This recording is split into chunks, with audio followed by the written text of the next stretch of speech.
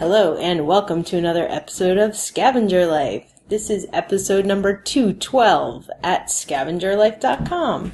And here we are. This is the famous episode from New York City. Yes, we are currently in Manhattan. Yep, and we're here for another week. Last week on the podcast, I titled it like Recharging or something cheesy like that. Don't forget to recharge. You gotta recharge. I mean, I don't know. Sometimes we have a hard time coming up with those titles because oftentimes people that do this, all their titles are like, dominate on Amazon. I made $10,000 in one day. I'm killing it. Yeah. Don't kill it. Crush the competition. Crush it. So I try and think of titles that might be, a little more gentle. Yeah, So, but I was just kind of making that title up. In reality, though, that's exactly what we've done this week. The first 2 days, I was like, I need to take a nap. Yeah. Right now. People on the blog were good, especially people that have been around for a while. They're like, yeah, you got to take a break. And that's, I think we aren't too good at that.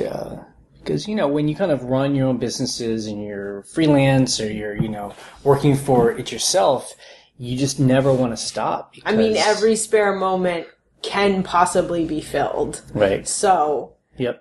And because, we're ambitious people, we have a lot of ideas, and so, time is the one thing we are in short supply of, so we try and fill it up. But it was really good this week. It was just a lot of relaxing. It's like you said, the first couple of days was like naps. Like one day we went and saw 2 movies in a row. It was great. Fun. We're right by Washington Square Park, so, about 5 o'clock every day. We're like old people. Yeah, we go sit on the benches. There's a lot of people, it's summertime. It's right before NYU starts. People are performing and This guy has these bubble rope things where he makes these gigantic bubbles. Look at all the dogs and the guy with pigeons all over himself. Oh, that guy, he's great. But, and then when the evening time comes, we've just been walking. That's a great part of it. New York is you get to walk around and so many parks to walk to and stuff. Yeah. So and also the other thing is this week, without us doing anything, our sales were really good. Yeah. And I just it always reminds me of when we're selling stuff.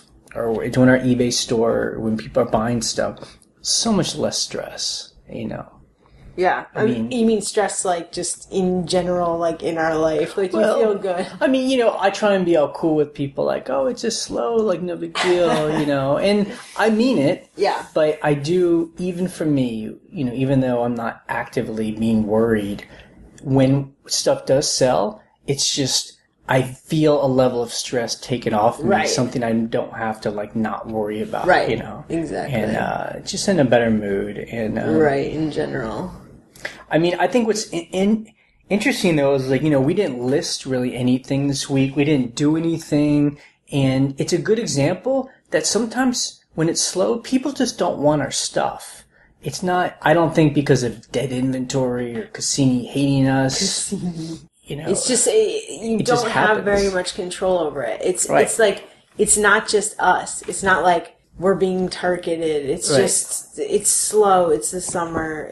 That's what it is. And it sucks. And it's so strange. It started about on a Monday. Just our sales started coming back where we're selling, 4 or 5 things a day. We sold a couple big things we'll talk about. And it was nice. It's a good feeling. Sales just felt good. And I talked about on that. It's Reddit, a forum. It's the flipping forum? A flipping forum. Yeah. One phrase that is overused.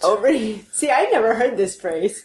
Is this idea of a nickel versus slow dime. Although you have been consistently saying a fast dime versus slow nickel. I'm when you first said that, I was like, I don't think that makes sense. That's no. But it's used, and it's a good term, but it's used on those forums, and we probably could use it here, just in the idea of the way we sell is we allow things to take time. Yeah. We list it and forget it. We let things sit there, but we make more money. It might take longer for items to sell, but we make more money versus the fast a nickel because that forms a lot of it's like split between the eBay people and the Amazon people, and the Amazon people are they want to move it, because they have all the fees. So anyway, I think that this week was like one of those weeks where it's like we made a slow dime, a very slow dime, but a dime indeed. Right.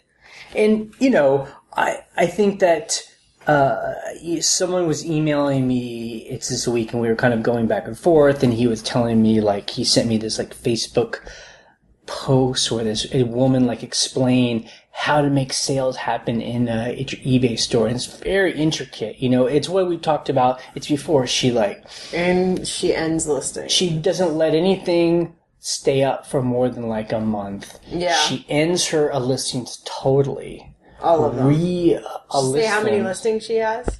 No, she didn't. Yeah, but and then she does all these things. She does all these other things too, where she'll like every other day put something on sale. She'll put free shipping after 5 days. I mean, it's just my God. She's like changing her prices every other week. So, eBay, the search engine feels it's changing. Like really, whenever I've tried anything like that, I'm just like, it's too much. I can't keep it in my brain. I have I would much rather be listing more stuff. But it's like I said, this is the week where it has to remind me, those things probably make a seller feel good because they feel like they're doing something.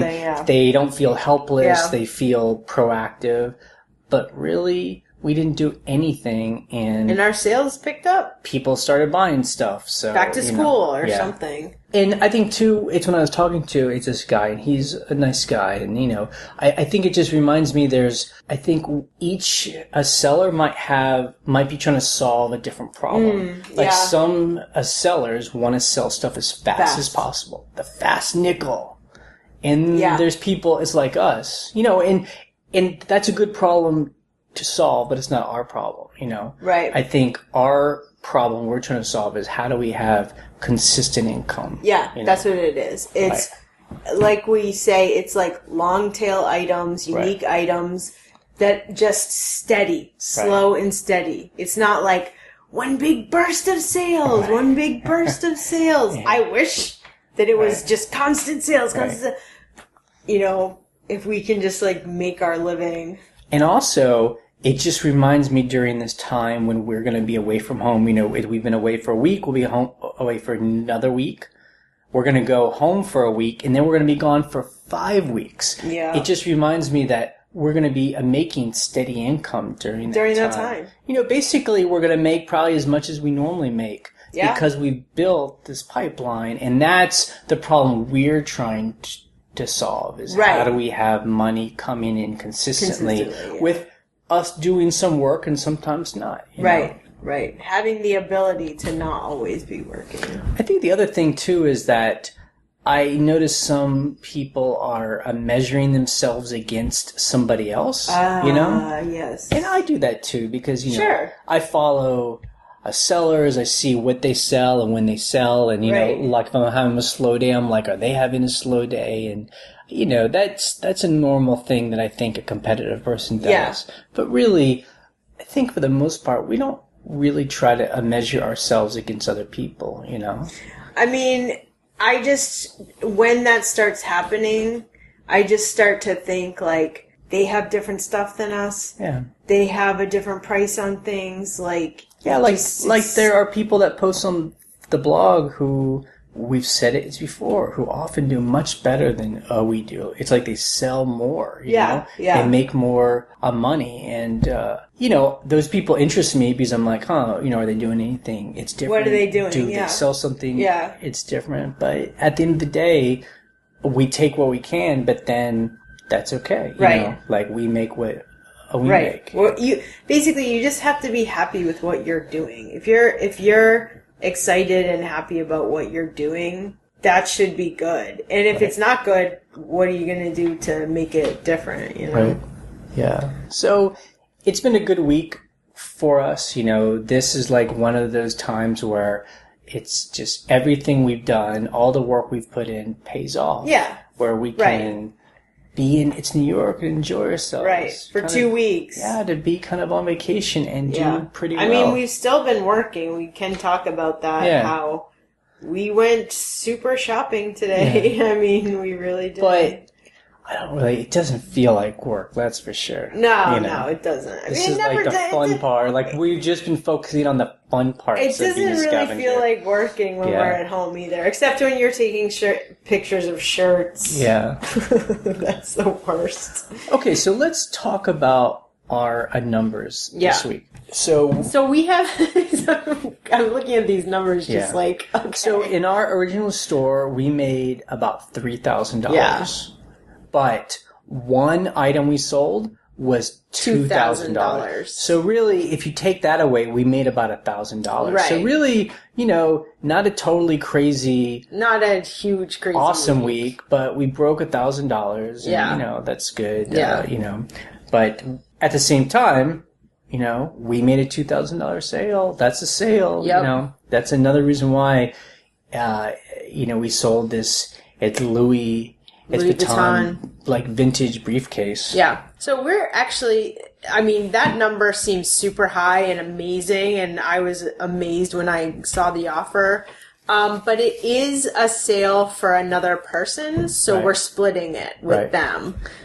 So we made $1,000. Right. And, that item has been up for a while. Yeah. For 8 months or something. So. Yeah.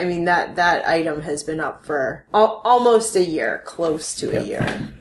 So if you take that out of the mix, so our average price this week was about $42. Right. And, that's a good average price. Yeah. So, and that's on about 25 items. But, that was good. It felt like a good week because things were starting to sell.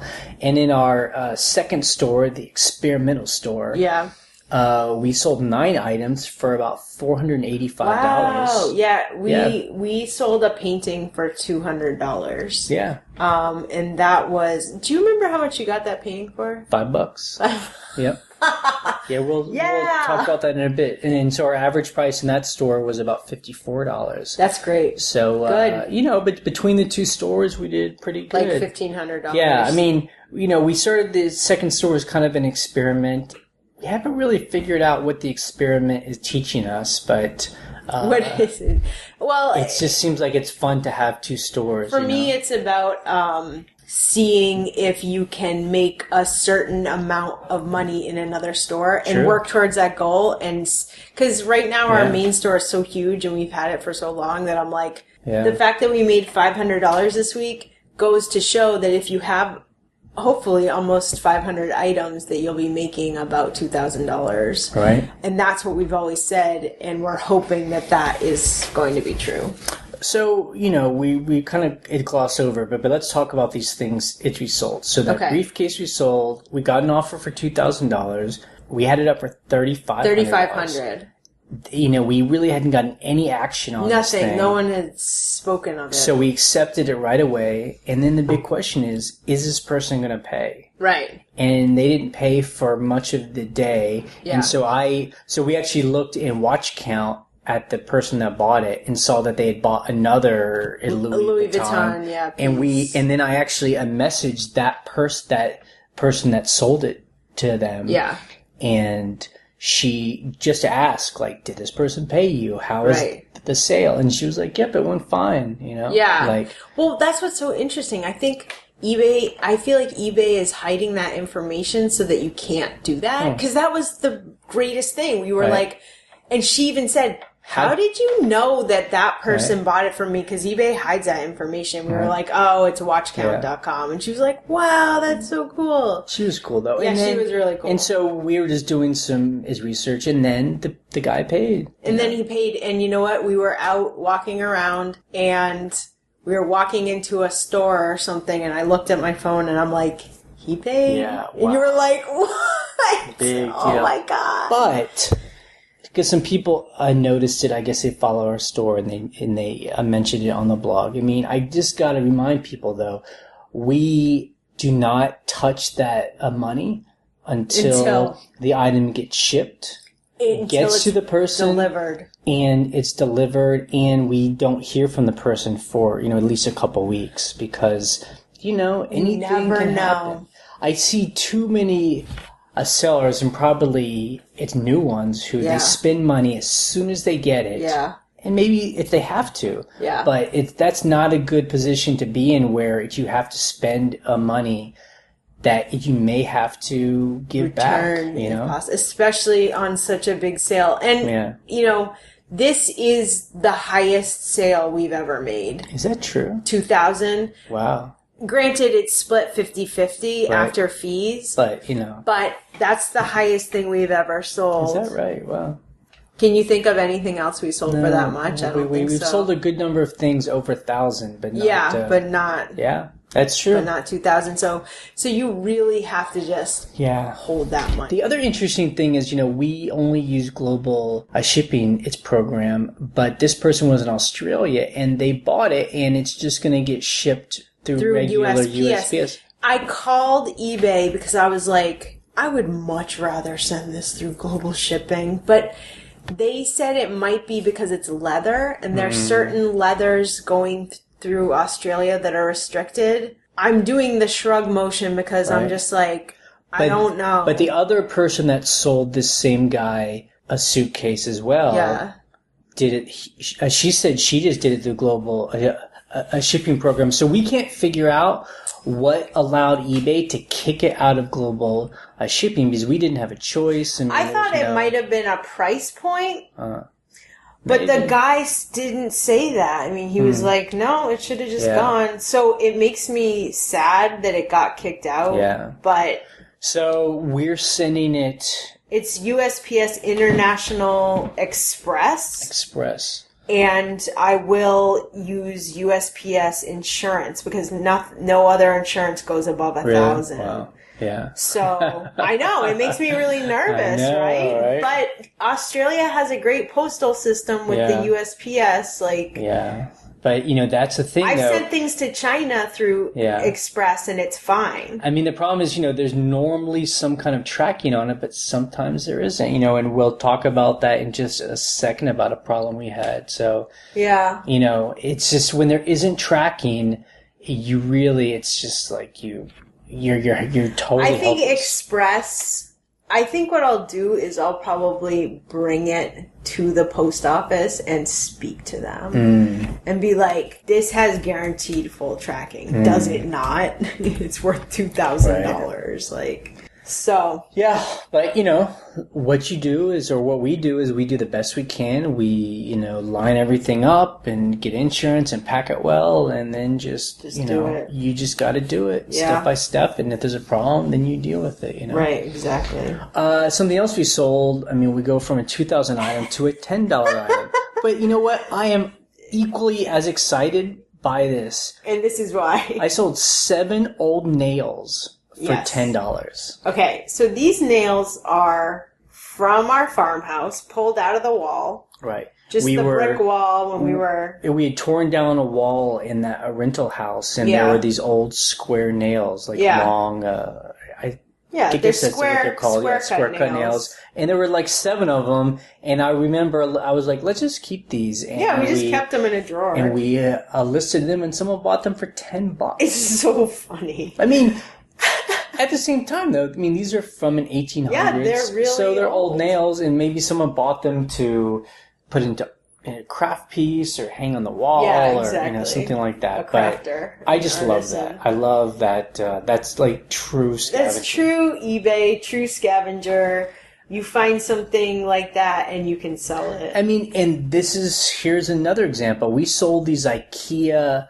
mounting plates for a particular kind of... a bookcase. A bookcase, goes up against the stud in the wall. Now, I will give myself all the credit for that. You get all credit. Because here's the deal.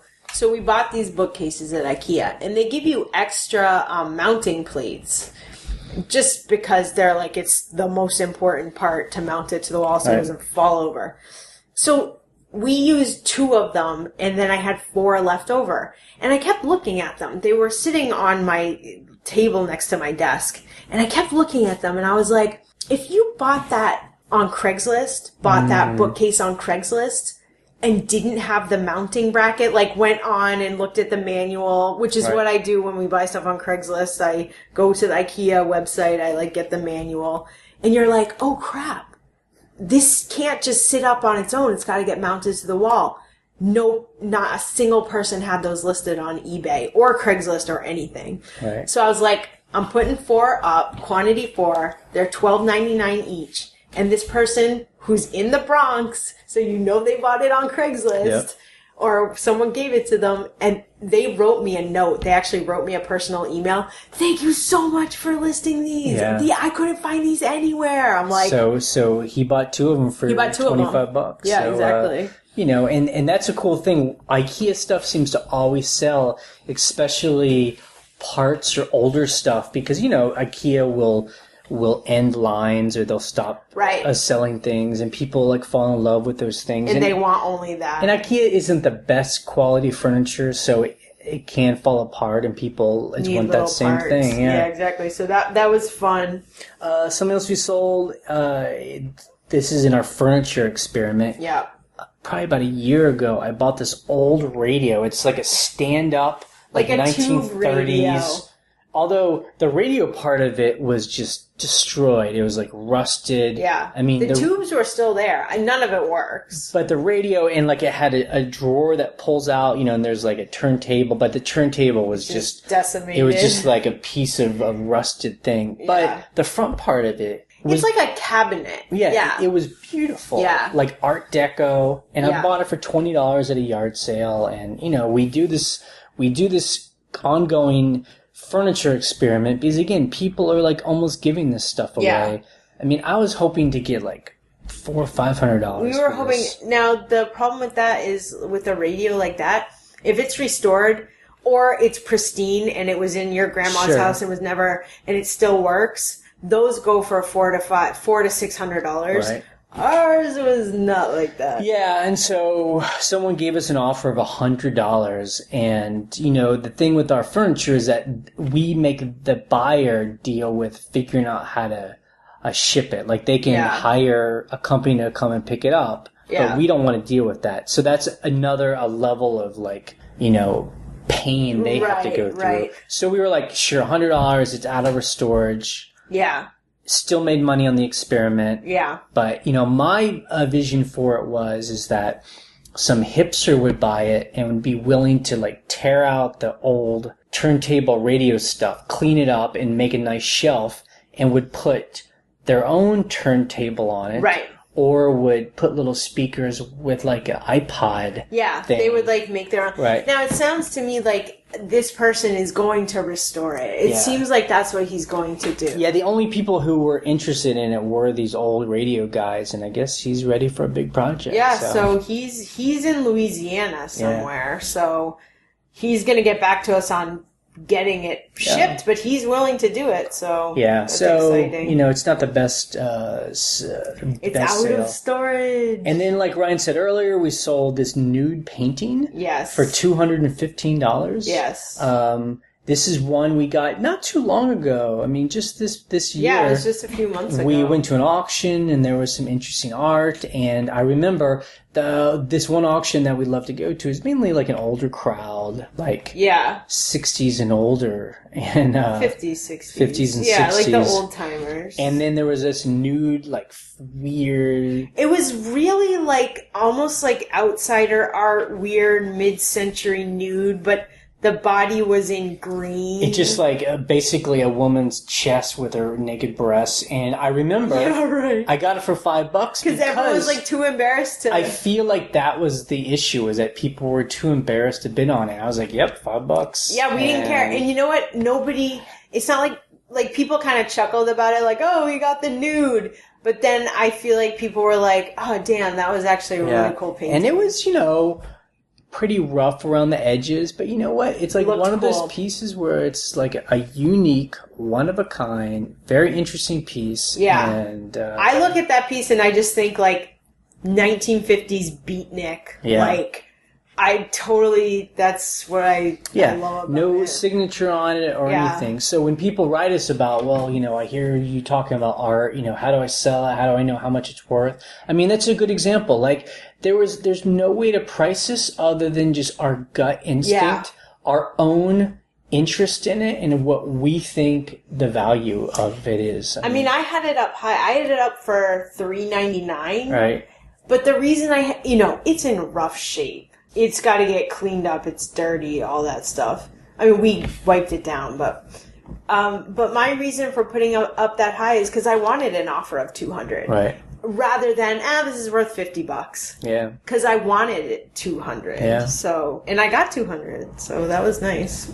So customer issues this week, we didn't have any returns, but we did have one buyer who had bought a piece of electronics from us, know, and we talk about, we're like always on the fence about selling used electronics because it's, you can test it, but maybe it doesn't work the same for someone else anyway. Or they don't know how to use it properly. So he sent us a message wanting to return it and saying it was our fault that it didn't work. However, it was after our 30-day return policy. So what was weird was, with hassle-free, you can just open a return. I want to return this because it doesn't fit. It doesn't work. Whatever. Right. And it's just open. Hassle-free because he doesn't have to ask us. Right. He can just do it, print a label, send it back. There's no talking to us. So this was us. We were on the way to New York when we got this. So I'm looking at it, and it's a request to return. So I had to approve it or decline it. And I was confused. I was like, I don't understand why this is a choice. And, it would have been a very painful return because, it's like $50 plus shipping. Because he was saying it's our fault. It would have been a shipping both ways. I mean, it was tough. So we kind of went back and forth, and the answer was to call eBay. Yeah, I called eBay. And at first I kind of put on the confused voice where I'm like, why am I able to do this? Like, it should just be open and he returns it. And they're like, this is past your return. Like, I didn't check the dates or whatever. Right. I had the dates confused. And I'm like, oh, I can decline this. Yep. That is my option because eBay is like, you can say no to this. And we actually asked eBay, if we decline this, can the buyer do anything? Yeah. And they said no. Well, what they said is they can still leave negative feedback, but you'll want to call and get it removed because you're protected. So I took a chance. Yep. So we declined it. I did decline it. He sent a very angry a message. He left us negative feedback almost immediately. Yep. Ryan called an hour later. This is all on the same day. Right. And eBay took it away immediately, and that was it. Yep. And so look, this isn't gloating. This isn't anything. This is more just like, we're willing to bend over backwards for a lot of people. Yes. If we've done something wrong, we're willing to take its responsibility. But, at the same time, there have to be boundaries and there have to be rules. Yep. This guy had 30 days from the time it arrived at his home. Right. Not when he bought it, when it was at his home. He had 30 days to test it. We tested it, it worked. Yep. And if he was unhappy, he could send it back. He did not do that. He waited till after the 30 days. And so, I don't feel any guilt about that because he's either used it that whole month and maybe something happened to it, or he left it in the box for the whole month and then decides to open it. But, this is an example of treat buyers right, but at the same time, they have to follow very simple, very generous. Simple time. It's a very generous return policy. And eBay even said that. They're like, you have a generous return policy of 30 days. And I'm like, look, I always say to the reps, I am totally willing to take a return. In his negative feedback, he said your return policy should be open-ended. Well, no, this is what it was. This is two things. In his angry message, he said your return policy days should just be a guideline. It is a guideline for 30 days. Right. And then in the feedback, he said, I was over by X amount of days. You should still accept a return. I'm like, Thank you for putting that in, because I'm getting it removed. So, that's a good example of we all have buyers where things happen, and you just slow down. You don't send messages right away. We talked about it. We actually took 3 days. We took several days to figure out what we were going to do. Yeah. We did it. We always get eBay involved from the get-go. Jay was really smart, because in this situation, I was like, I'm declining it. And you were like, before you do anything, just call eBay and ask. Right. Because, it's my thing is, if ultimately he'll be able to get a refund, right, why not just give it to him and then make him happy? But if that's the thing. Never fight something if you know the buyer can win. Right. Because there are times when the buyer can win. Yeah, and they're in the right. So there's no sense in fighting it. So this week we've just been kind of chilling out. Yes. Which is nice. Kind of chilling out. But at the same time, we've been, of course, we're scavengers, so we're always scavenging. And that's the best part of what we do. Yeah. It's the most fun, The listing is the real work. Right. So we really haven't been doing that, but we have been scavenging. And, so we've been taking a lot of walks. Right. And we've talked about it. It's before we just walk along the streets. I look up online and see when the garbage is being put out and on what streets, and we walk around those parts of the neighborhood. Right. And we just see what people put out. Yeah. I mean, it's kind of like when you go to flea markets and stuff and people say, I couldn't find anything. I mean, there are some nights where you're just like, there's nothing out at all. Right. But then there's some nights or some sections of town where you're like, there's all kinds of weird, cool stuff in the trash. And, I think of it's Martin from Garbage Finds. He'll actually go and, he sees a group of big black plastic bags. Yeah. He kind of kicks them to see which ones have garbage juice. But he'll actually open them up and go in them. We don't do that. I wish I was that brave, or whatever, into it. All we do is look to see if people put stuff on top of it. Right, right. But a lot of times in New York, there's definitely residential areas, but a lot of times you're looking at businesses' trash too, so you're kind of like, there's not really going to be personal stuff in there. Yeah, but it's also a mixed use area, so there might be a restaurants down the bottom floor, but then there are apartments. That's true. Up above. But anyway, we're just looking for the easy stuff. I found a pair of Bose headphones. Yeah. It was just in a plastic, a clear plastic bag, just kind of on top of all the trash. Right. And the headphones, its cushion part has some wear. It's flaking a little bit. I just have to clean that up. But I might just keep those for it myself. Yeah, they're good. And then you came home yesterday with this cool little rug, this little wool rug. I don't know what kind of rug you would call it. Is it a sample? It's like a, It's almost like 15 by 15 inches. It's like you put in front of a door. Okay. It's like a doormat almost, But that was a cool find. And I even washed it because I was going to go wash clothes. Yeah. But that night we found a bunch of stuff. We found another rug. Yeah. A jute rug. Jute and cotton. Urban Outfitters. We found these 2 bags of clothes. Oh, that was such a cool find. It was down in Soho, and we just walked by this little garbage can or something, and there were clothes in plastic bags, someone had folded up clothes and left them for someone. That's people are leaving that stuff out for people. They're too lazy to actually take them someplace to get donated, so they're just putting them out, I guess, hoping some homeless person picks them up. And we picked them up. Or us. There were 5 pairs of designer men's pants. Yep. And a button-down white, executive shirt type deal.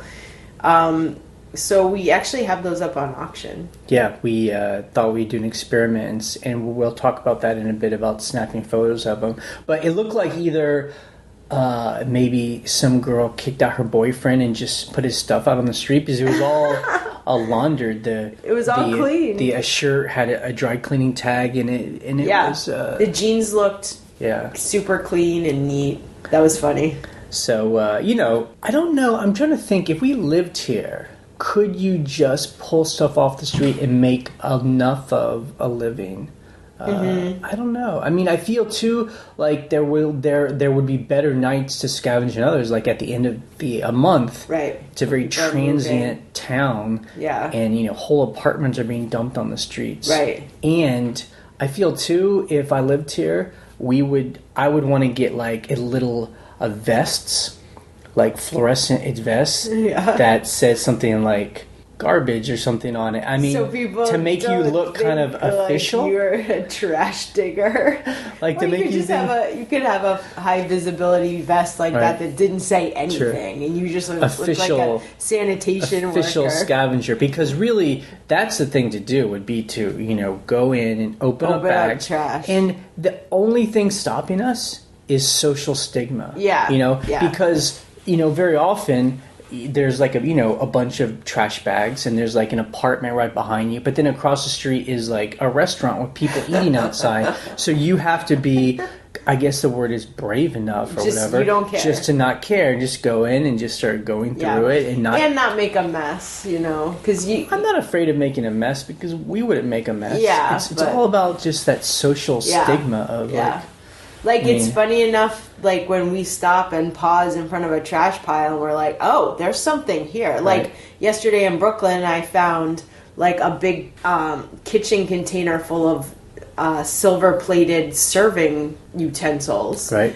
And it was like, it's kind of weird. There's like a lady in a car right there, and I'm like digging through this thing, picking out the silver plate, and it's just funny. You're like, I mean, in the city, I really don't think anybody cares. Nobody cares. You know what? That's too bad, because really the only people that you see actually opening up bags and going through them are homeless people or the people who are actually looking for bottles and cans. And they're the ones that have like these huge carts, and they have huge bags draped over them. Yeah, and they do not care, and everyone just says like, "Oh yeah, it's the bottle lady." Right. Yeah. And it's too bad because people should want to go through all that stuff. Yeah. Now, I do want to say something that's important to us and something we're thinking about. Like the other night where we took a long walk. We probably walked 3 miles, I think. Yeah, we walked a long way. And the cool thing is that for us, I just realized that scavenging is fun in and of itself. Right. Yes, stuff we got we'll sell and make it's money. But we were just doing it just for the thrill of it. Yeah, I mean, it was fun, and it's a nice way to see the city and not feel like... I mean, the hard thing about a place like New York is you're so tempted to be spending money every time you go out. So, we're walking through Soho the other night. It's hopping. There's bars everywhere. Or cool people having... And Lower East Side. Yeah, Lower East Side. That whole area, it's so cool, and there's... a gelato place and a pizza place and a bar and Korean barbecue. Yeah, it's just the most amazing stuff ever. And I'm like, I don't want to spend $50 tonight. Right. I want to do other things with that money. Right. I mean, so it's kind of cool with our mission of just going out and scavenging. It gave us the ability to experience this town in kind of a non-consumer way.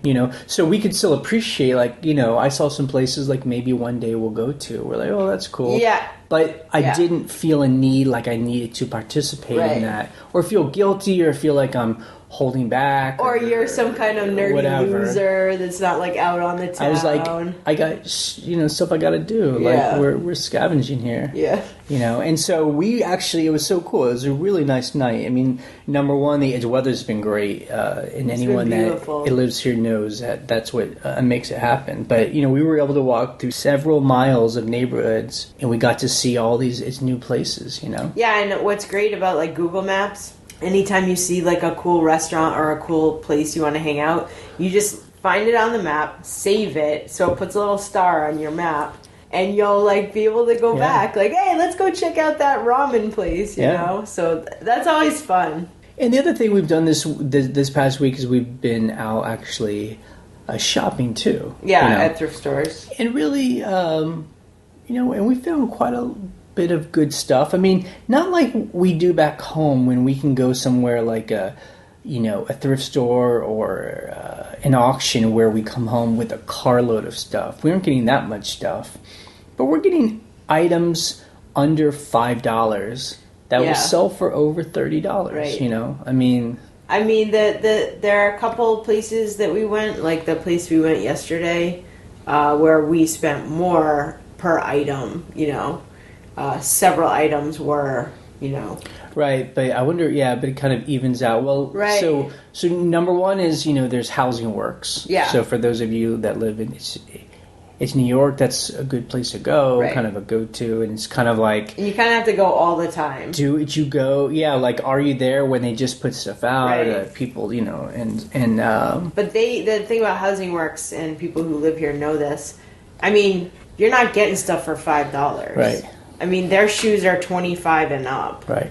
Depending on the brand. But we've heard from the people that shop there, that's when you really have to know the brand. Know the brand. Is this a $200 pair of shoes? So are you willing to pay $20? Yeah, and it's going to sell for $200. Right. So it's really... And I think our knowledge or mine is not good enough to play that game. Yeah, on that level, on those numbers. But, you know, I found some hats. You know, we found some stuff. I found an espresso maker. That was $5. But I think, though, it's a good example of the only way it would work if we lived here is you have to go all the time. All the time. Like every day. Twice a day. Yeah. Like you have to live above Housing Works. So it would be hard to do if you, you know, have a full-time job and you're like, I only have an hour a week to go scavenge. You know, I think it's difficult anywhere if you can't scavenge all the time. And a lot of our scavenging, this, you know, when we go to these places, just because we're going someplace else and we'll stop in on the way. Yeah, yeah. I mean, I have enjoyed shopping. We're spending more than we normally do, but it's also, like we said, part of experiencing the city. Like yesterday, we did a big haul at this one thrift store. Right. There's this one place that we found 4 or 5 years ago. Yeah. It's open 3 hours a week.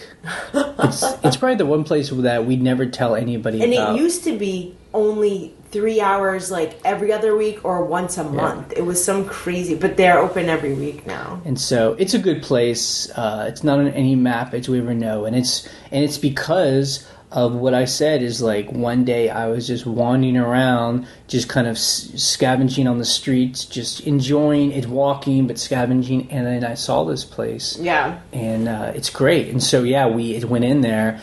And it's the kind of place where we load up. I mean, it's like really, you know, high-end brands and really nice items. Pay a little bit more for stuff, but, you know, this is stuff that will sell evens for, out. You know, $200 pair of shoes. Exactly. $300 jacket, you know, that kind of thing. Yeah, exactly. So we dropped $100 there. $116. $112. It was like, it was one of those, oh my God, this woman. She was like, okay, it's $118. She like added it all up, right? We only had $112. We had $100, and then I had a bunch of ones. And what I should have done, kicking myself, is say, would you just take $100? But I didn't because I felt bad, which I shouldn't have. Well, we were kind of like making friends with her too. We were like chatting. She was really sweet. I don't know. I think other people are probably, it's different. You know, it's always about the hard bargain. Yeah. I like to walk away where everyone's happy. And man, I mean, we're getting a great deal. Yeah. I mean, one item is going to pay for the entire bag that we had. No, you're right. Yeah, that was funny. So anyway, that was that had been a good time. And that was quite an experience. Yeah. I mean, the other thing about us enjoying being in it's New York and scavenging and going around is the research. I mean, we've talked about it, just walking the streets that you can see what people are wearing. Like we were joking about how sitting in Washington Square Park, you know, we're just sitting there for like an hour watching people go by.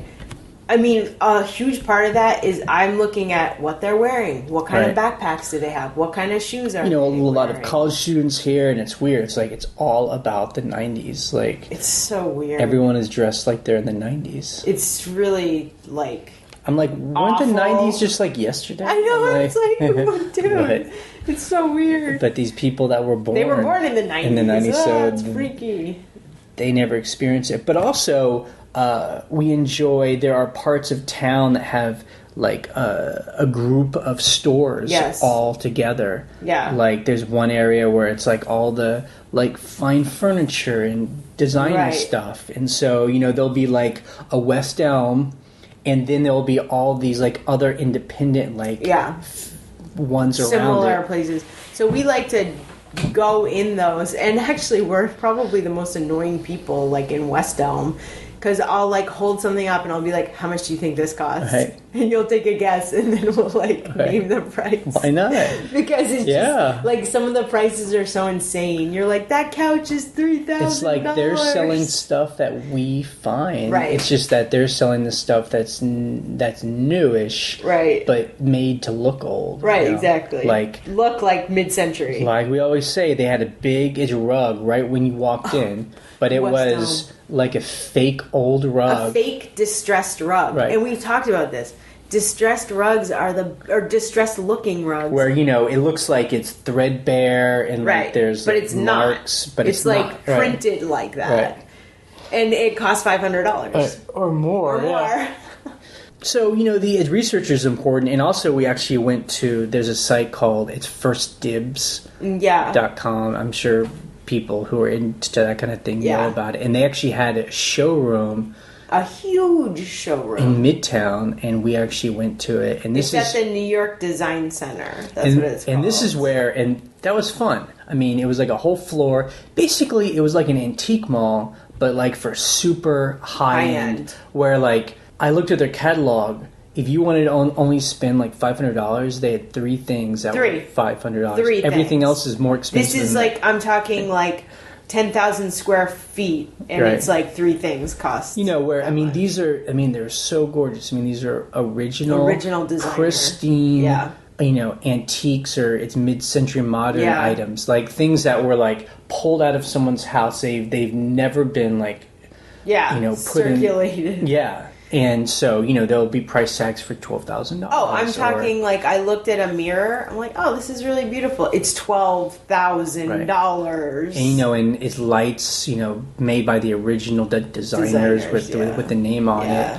And I mean, we were actually nervous walking around because we had like backpacks on, and I'm like, if I knock something over, I'm going to run away so fast. I was just afraid like they were going to think I was going to steal something, because I just never feel like quite so comfortable. But like, you know what? I should be there. I saw some lady in there. Did you see that lady? Yeah. There was this super tall designer, amazing looking guy who was like from Mad Men. Right. And the woman with him looked like she crawled out of the sewer. But that's how rich people look these days. She's wearing dirty Crocs. Right, where it looks like they just crawled out of bed because they're so rich they don't have to care. They do not care. But they were talking about stuff they needed for the apartment or whatever. But anyway, that stuff is fun for us because, you know, who knows, maybe one day we would find those kind of items just randomly. But it's research, like you said. It's good to see the kinds of styles that sell, because there's a lot of like copies and like you know pieces that might look like some of that. Well, it's good to see like what people are looking for. Like you're looking at these things and you're like, oh, okay, that's something I should look for, that type of style or that look that I didn't think of before. All right, this is the thing. If you lived in New York, I'm so angry that people haven't talked about this. You're angry. This is so incredible. I mean, when you walk the streets on garbage night, boxes. There are it's like pristine boxes everywhere. It's almost a dream where you're walking along. I mean, again, like we were in the Lower East Side in Soho, but especially around Soho, there's all the shops. Yeah. At nighttime, they put out their garbage. Mainly, it's boxes, and these are double-walled cardboard box out. In any size you could think of. That were used one time, and they've neatly put them kind of in piles. They've even wrapped them up, and they're just sitting there. It's like, if I lived here, I'd want to start like a used box business and just pick them up and sell them to people that got to move. Because boxes cost a lot of money. Yep. to buy that stuff. So it's crazy, like, to see the amount of boxes out there. Every night. And it's so hard because I'm like I need to be a box nerd. Bubble wrap. Because you have like weird shaped objects sometimes, and you're like, I need this weird ass big box, double walled, and you're like, here it is, right on the street for free. Yep. I mean, Jay was like obsessing over it. We should make a video of it. I mean, it's almost like boxes. It's almost like it hurts my feelings that like people are just throwing that stuff away and no one's getting it. And I see tons of Amazon boxes everywhere, and those are great size, weird size boxes. Oh my god. Yep. So, we have been getting stuff just for fun, but, like I'm looking right now, we have like a whole kind of pile of stuff. Yeah. And I brought my big, like, army bag. Yeah. So we can take most of it home. But, I talked about we're doing an experiment. Like, can we actually sell stuff while we're here? Yeah. So we ship it while we're here. Yeah. So we did this experiment where we used our phone. Right. To take pictures and list kind of stuff. I found a lot of limitations, and what was weird to me, and I don't understand how people get around this, I think I do. They do sell similar to something that they already have listed. Because what I found is when I started a listing on my phone, and mainly I did this so I could take photos through the app, upload the photos, and then go on my computer, because it's like you don't have to transfer photos.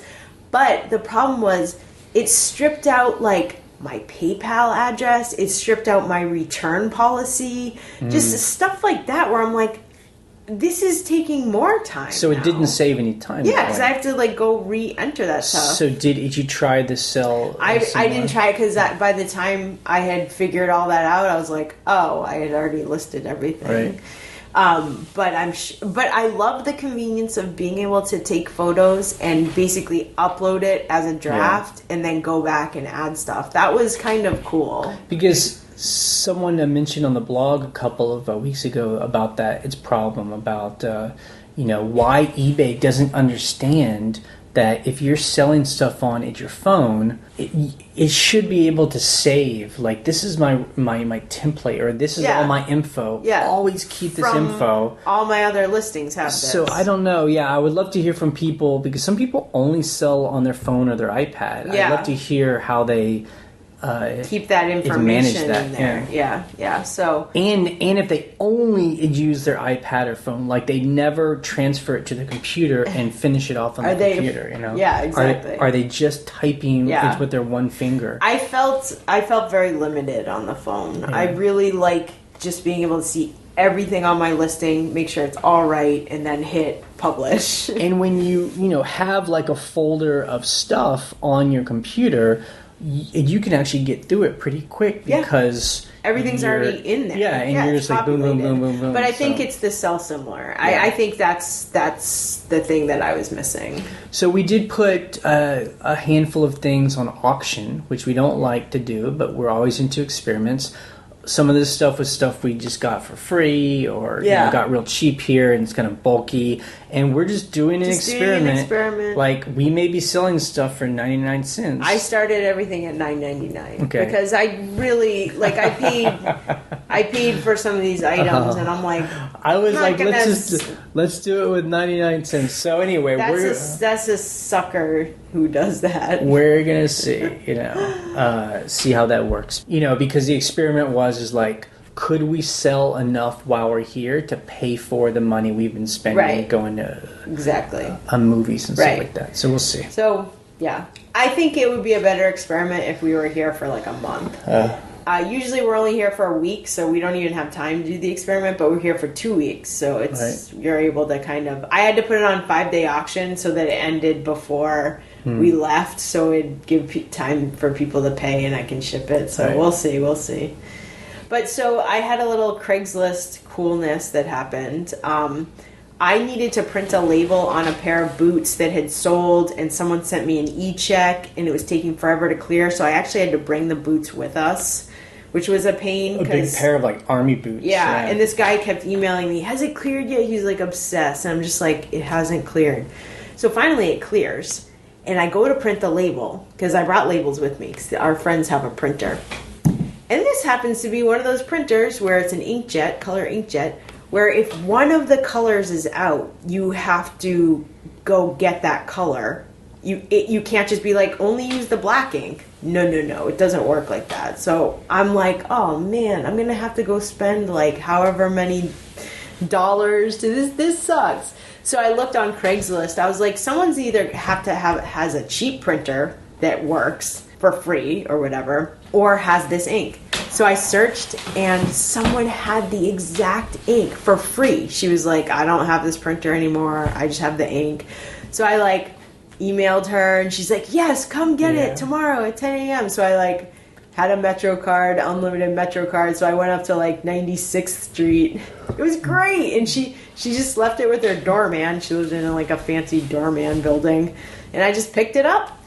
Came home, printed the label. I was so psyched. So that was like my awesome like Craigslist story. Yeah. That I was able to do that for free just by being like, okay, let's look up the model number on Craigslist. Sure enough, somebody had them. And other than that, I mean, Craigslist, we often try to just, I at least try to like look every day and see in the free section or some of like the households or and I don't know, I got tired of it. Like I'd wake up every day and look and see, and I noticed a couple things. Number one is the stuff that's a really good deal. Yeah. Like people giving away like an espresso. It's gone. It's machine. I mean, it's gone, and I'm pretty quick. I mean, it's within half an hour. The other thing too, I noticed in it's Manhattan. It seems like a lot of people use Craigslist like they use eBay. Because they live in such a concentrated, rich area. They're putting stuff up that I assume that they would normally put on eBay. Right. For a lot of money. Yeah. $500, $100. So there really aren't any good deals out there. And I mean, I'm sure if I looked every single day, all day long, it just got boring. But so the other thing too is I'm trying to sell stuff on Craigslist, like these designer men's jeans that we have and whatever. Mm-hmm. Nothing. Yeah. I'm like, the thing about Craigslist too, compared to eBay, and this is why I love eBay so much, you can't tell if anyone sold anything. Right. You're like, is anyone selling anything on Craigslist? I don't think Craigslist is a closed place for me. Closed place. I mean, I've never thought about buying clothes on Craigslist. Yeah, but you're in New York. Craigslist is all about furniture. Yeah, that's true. Household items. Like, getting an apartment. Yeah. Stuff like that. I don't think people are like, I'm going to buy some pants on I don't know. People advertise that stuff. I know. Okay, so let's talk briefly about our rental property. So this farmhouse that we rent to vacation people is being taken care of by a friend of ours, or a guy we're paying. Right, but he's also our friend. Yep, and it's great. So yesterday, him and his friend went and cleaned the place. Yeah. In 3 hours, and someone came and they met the renters, it's met the renters and let them in, and it all went well. The great thing was, he was texting us the whole time. Yeah, it was nice. Checking in, telling us he's there, telling us everything's cool. Yep. The renters came, which made me feel so much better. So it's kind of a dream of ours that this has worked so far, that we're gone for 2 weeks and people are renting the entire 2 weeks. Yeah. 2 different people, but those 2 weeks are being rented, and we have a local person who we trust, who is taking care of all that, and it's great. And so that's about as close to passive income as we've ever been able to find. Yeah.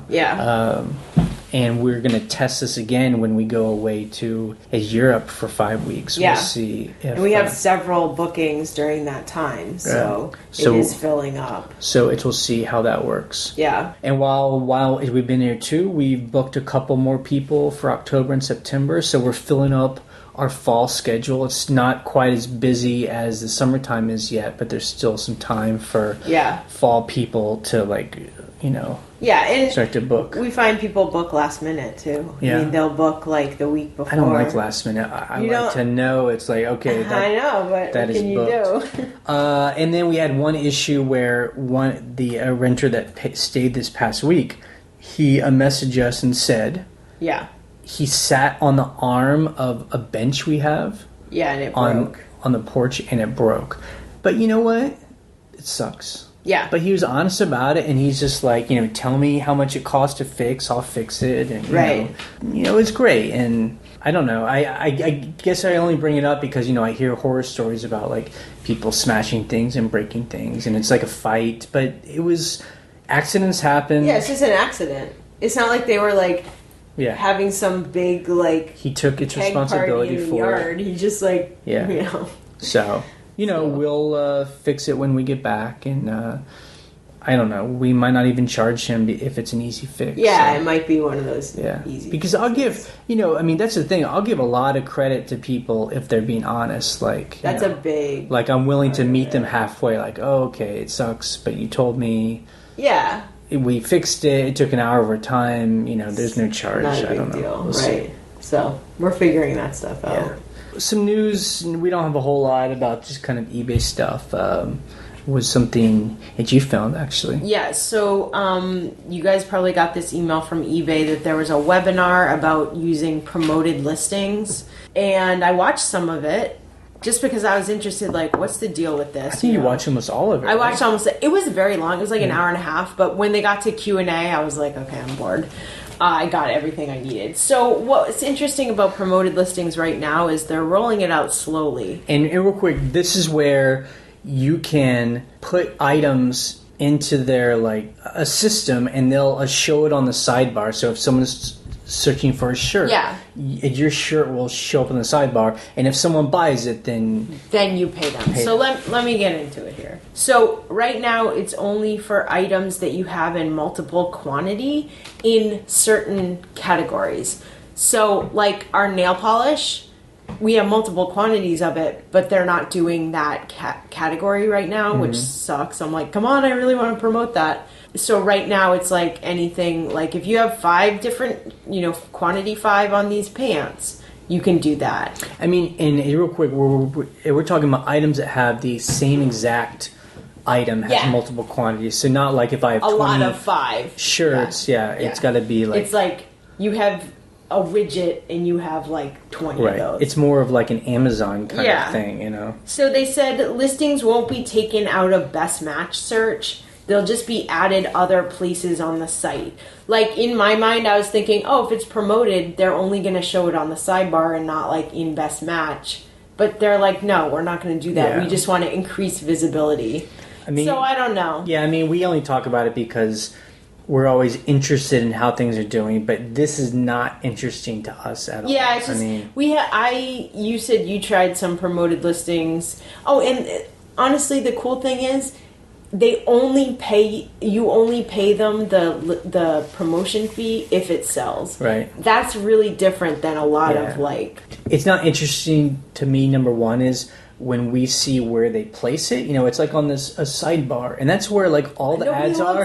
In my mind, my eyes never look at those areas because like on most websites, Google ads over there. You just ignore where the ads are because it's like spam. So. Like it's so weird to me that eBay has like all those like Google AdSense ads everywhere for like US Cellular. You're like, what? How much money are you making on that? I really feel like I wish eBay would. Maybe they would lose a little bit of cash, but they would have such a cleaner site. Clean it up. Yeah. You're like, people are here to shop for items. So that's the only kind of newsy thing we had. It. So things we learned in the comments. There was an interesting conversation. Someone from Canada, it wrote in, or 2 people did. One was saying like, it stinks for them because they don't have a shipping program in Canada. So if they want to ship overseas, they just have to go through the regular post office, which does stink. But the other thing is a woman wrote in explaining, and it's good, why as a Canadian buyer she hates the global shipping program. And we hear that all the time, but she actually broke it down. She said that number one is the max amount of duty taxes that should be charged on purchases is 13% sales tax. Okay. I don't know if eBay is charging more than that, but that's what she says. She also says that there shouldn't be a duty charge on goods under $20. Right. So it should be like nothing. So I don't know if eBay is doing that, but it's for us. Everything we've ever sold to people in Canada is always over $20. So we get a lot of people say, "Oh, we often don't have to pay a duty on these things." Well, now I know I can say if it's over $20, of course they do. Yeah. Then she says that no one should get charged a duty on anything made in North America under its NAFTA. And so I don't know how that works since we're selling vintage stuff.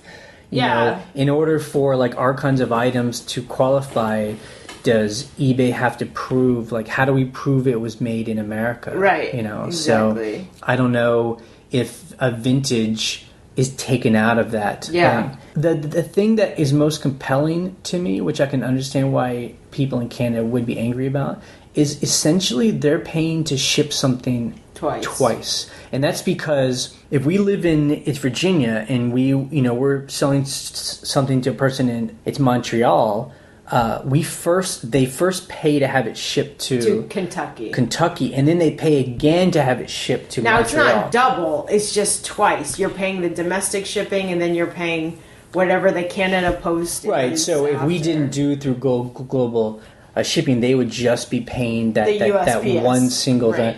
I get that. Yep, I get that. That makes sense. I guess the interesting thing to me is telling me isn't so interesting. Canadian buyers should tell eBay. Yeah. Because maybe eBay can do something about it. Because I don't know why eBay and their partner Pitney Bowes, who's doing this, why they would be charging all these extra fees. And so here's the thing with GSP, Global Shipping Program, and so many people have messaged us, and they're like, just exclude Canada from global shipping. Jay and I even got in an argument about it this morning because I've tried it. Okay, I tried it. You tried it one time? One time, and it didn't work. Okay. But you know what? We had someone comment today explaining exactly how to do it, and they said it works for them. So all I'm asking is, let's just try the experiment again, because maybe they've changed it. I mean, if someone says it works, why would you not want to test that? Because people said it worked before, and it didn't work for me. This is what I'm going to do. I'm going to try it on the other store and see if it works. Yeah. That's all I can do. And I think for those of you out there, we're just interested in, we would not mind having global shipping program, but being able to exclude certain countries like Canada or maybe England. I mean, countries where we feel like we have few problems. Right. But what we want to hear is if you have actually successfully been able to exclude those countries, and then you've successfully had something bought and shipped to somewhere like in Canada, not through global shipping program, and also you've actually sold things to someone like in wherever, Kenya, Sweden, and that was through global shipping. Because what we were finding is when we tried this thing that people say, as soon as we excluded a country, it basically kicked everything out. So that's not good, right? And so we need someone that's willing to actually be able to document that they can do both. You know. People are like, why? I don't care. Like, I don't want to help you. But that's what we're trying to solve for ourselves. And so, Ryan, I think we should try it with our second store because there's, Yeah. I really love global shipping. I think it's great for sellers. But it is true, though. We probably get more complaints than anything else from people in Canada saying, I would buy your item, but I won't pay the You know what? shipping. I will say this. The last person who did that said, if you take global shipping off this item, I'll buy it. Right. I'm in Canada. I said, no problem. Right. Tell me what happened. Did they buy it? They didn't. No, they didn't. So you're going to ruin everything because of that. Yeah. I don't know. I like my global shipping program. Yeah. Okay, so what's our next week in New York look like? So we have another week of it's New York, it's vacation, and I gotta say, this lifestyle, being able to afford us 2-week vacations, I mean, that's really where it's at. Like, if you're just in a place for a week, it's almost like just when you're starting to kind of enjoy it, you got to go back. Right. It's really nice having that second week. Like if it was it's just even a nicer week, for 3 weeks. Yeah, or more. Like today would be the day we'd be going home, but we get another week. Right, and so it's really nice. And, you know, it's relaxing this past week. This coming week, we do have some projects I think we're going to start working on, kind of blog stuff. Some of which hopefully you'll hear about in the near future. So, since we're away from kind of our home, this is a great time to kind of like jump in and do some stuff. And then we go home for a week, and then we go over to Amsterdam and Barcelona for 4 a weeks. Month. Yeah. Part of that is going to be some fun, but also we're going because we're getting paid for a video job we do over there every year. Barcelona. So that's good. And I will, as mentioned too, you know, we've been getting some emails from people like in it's New York area, like, can we meet you? Can you hang out? And we really appreciate it. We're a little shy, but we appreciate it. I think what we did was someone set up a meetup. So it's happening Thursday evening from 7 o'clock to 9 o'clock. It's in the Upper West Side. It's on the Upper West Side near Columbia, just at a pizza place. I will put a link to it. Yeah. Someone else is arranging all this stuff. This is not us. We're just kind of showing up, I guess, as guests. It says it's $8. But it's also free pizza and beer and soda. So I think the $8 is just to kind of like for food. Just because I guess they don't want people just to show up and eat pizza and not pay. So you know, none of that money goes to us. It's just, I guess, to throw into the pot so everyone can eat pizza. So. Oh, that's cool. So so that's this Thursday night. It is August 20th. Yeah, and so that link will be over at scavengerlife.com, and you can, you know, arrange it through that person. Yeah. Okay, you can call us every week and leave a voicemail, either a question or a comment. And the phone number is 540-407-8486. And you have 3 minutes to leave a message. Okay, let's hear who called in this week. Jen in West Virginia, and I just finished listening to your latest podcast, and I just wanted to make a comment on something. You said the flat rate bubble envelopes are good if you're not sending something breakable. Well, I send stuff breakable in them all the time. The trick is to get a box that fits inside there. And I've come across them really cheap at times, like combining coupons and whatever, sometimes 25 cents a box. And just bubble wrap the heck out of the thing, put it in the box, put it in the flat rate bubble mailer, and there you go. And a lot of times it's way more than a pound, and it still goes at flat rate price. So there's my tip for you. Okay. That is very cool that you are able to find boxes that will fit in the bubble mailer that can contain something delicate.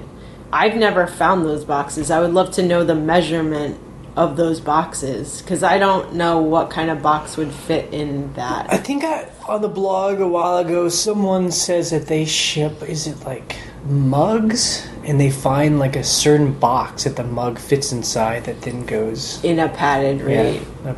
Something like that. I haven't cracked that code, so yeah, if people could suggest actual links or like to Uline or something, like which boxes did you guys use? Yeah, I would love to know. But if you're not doing it that way, you shouldn't send something breakable in there if you're not putting cardboard around it. Hey, Jay and Ryan. I have been following the blog for like a full year, and I tried to kind of catalog my journey into going full-time with this, and I realized quickly that it is a lot of work. I was wondering if you guys could kind of talk a little bit about what it takes to make this show every week and the videos where you guys go over what sold and everything, because people who don't do the videos or do YouTube, I don't know if they really understand how much work it is to, one, get yourself up to do this, and then go ahead and make these videos and sit down and record and all of that every single week consistently. Love what you guys do. Keep fighting the good fight, and Can't wait to hear your response. Later. Okay, so I swear that that's not a planted question. That's a real, sincere question. Someone called that in. We didn't tell them to say that. Anytime we see someone start a blog, especially like a blog about scavenging, I mean, we're like, man, get ready, because it's a lot of work. It's a lot of work. It's just like anything. It's like a listing.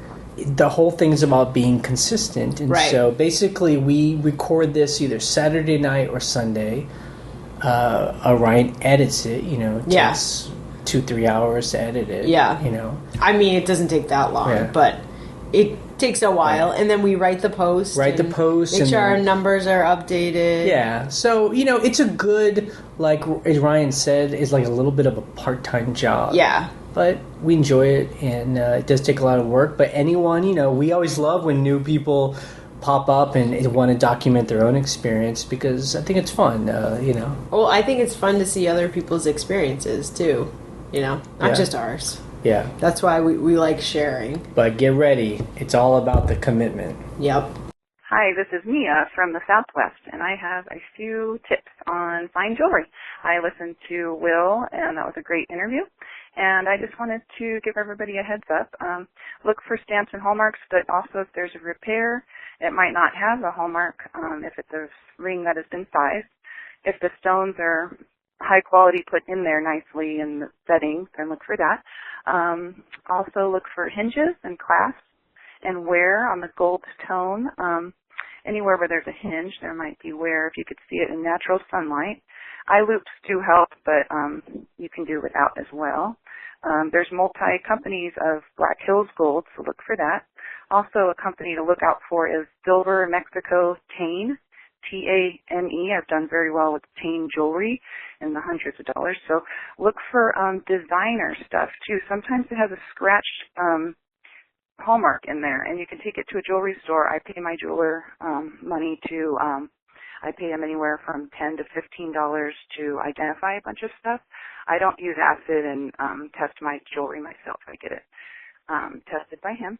Also, I look at the weight and also the noise, if it makes the right kind of noise when it hits the counter at the jewelry store. Sometimes I just drop it lightly. The patina on it. Also, I've done very well with tie tacks when they're in the little jars of religious baskets or whatever.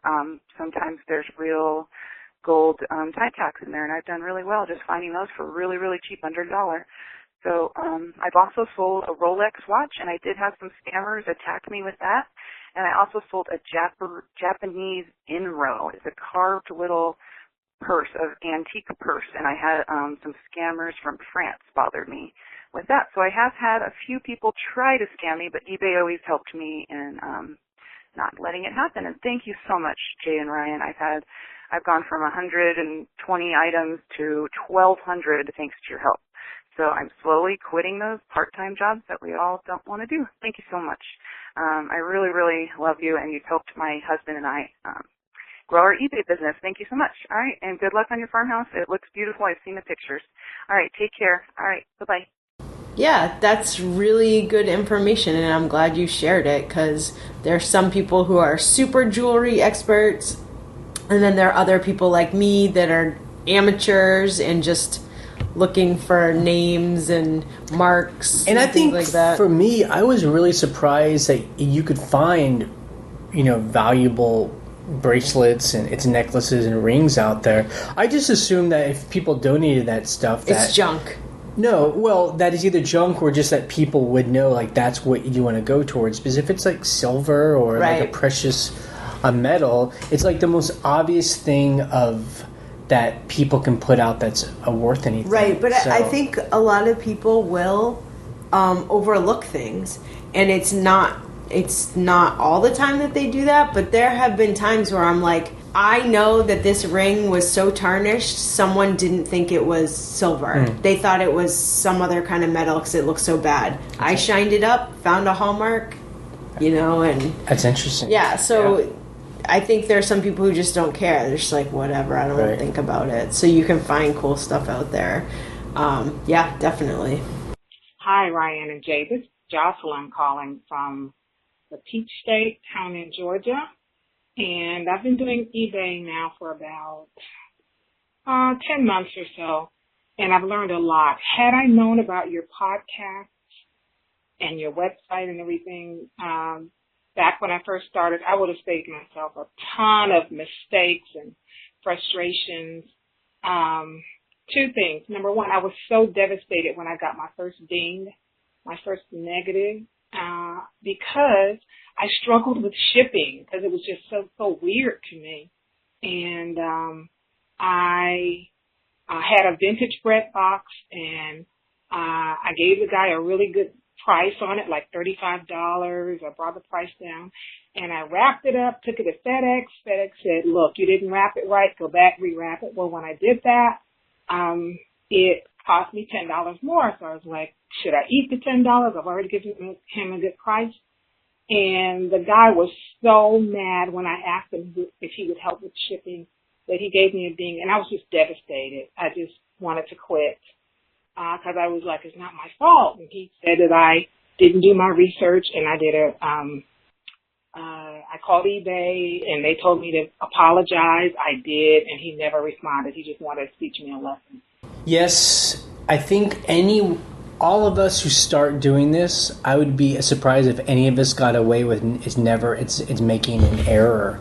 Right. As this. I mean, we talked about this.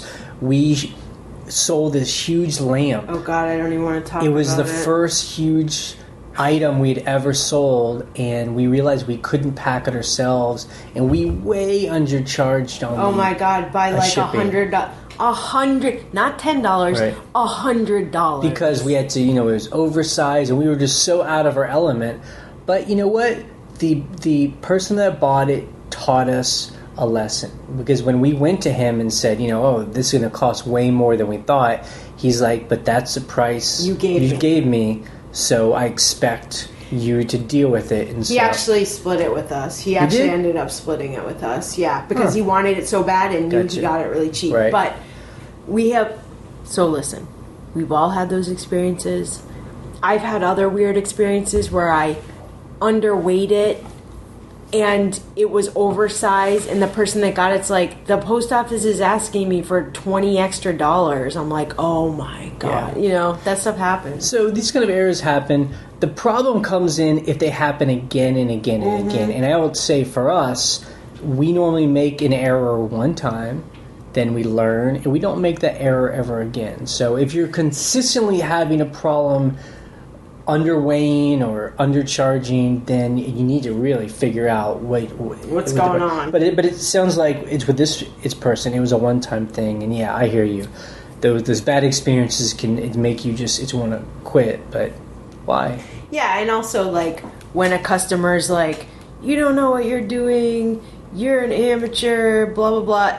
You can definitely take it personally, where you're like, oh, are they right? No, they're not right. Sometimes, you know what? Buyers are right. I mean, buyers are right in the sense of like, the error is mine. Sure. So I got to eat it. But you got to just muscle through that mistake and be like, now I know. Yep. I'll never make that mistake again. Very true. So. Okay, guys. So thanks for coming on the show today, or for listening, being here. It's like you were on the show. I feel like you're with us from our very special episode in New York City.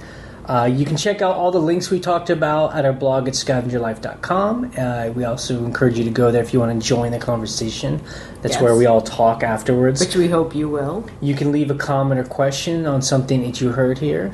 And the phone number, again, is 540-407-8486. We post this episode every Sunday night and Monday morning. On Wednesdays, we post a What Sells video where you can see the items that have actually sold. Since we're out of town, this Wednesday we'll post an interview, and this time it's kind of a follow-up with Tom the English Picker. He's from England, obviously, and he's really been getting into Amazon FBA in the UK. UK, and what's interesting is that he understands the way we all scavenge. Like stuff at yard sales and stuff like that. So he's figured out how to do FBA just doing like a yard sale stuff. Wow. So not a little bit of retail arbitrage, but it sounds like it's mainly that. So I got to ask him a lot of questions that I love to ask people and really get some good answers. So that'll be interesting. You can subscribe to us through iTunes or through YouTube. Take your pick. The tube. Or you can go on the blog and you can put your email address in, and when a new post goes up, you'll get automatically emailed. And we thank you for coming on, for being here, for whatever. I feel like you're right here with us. Exactly. Yeah. And we'll see you next week. And this podcast is ending in 3, 2, 1. Bye.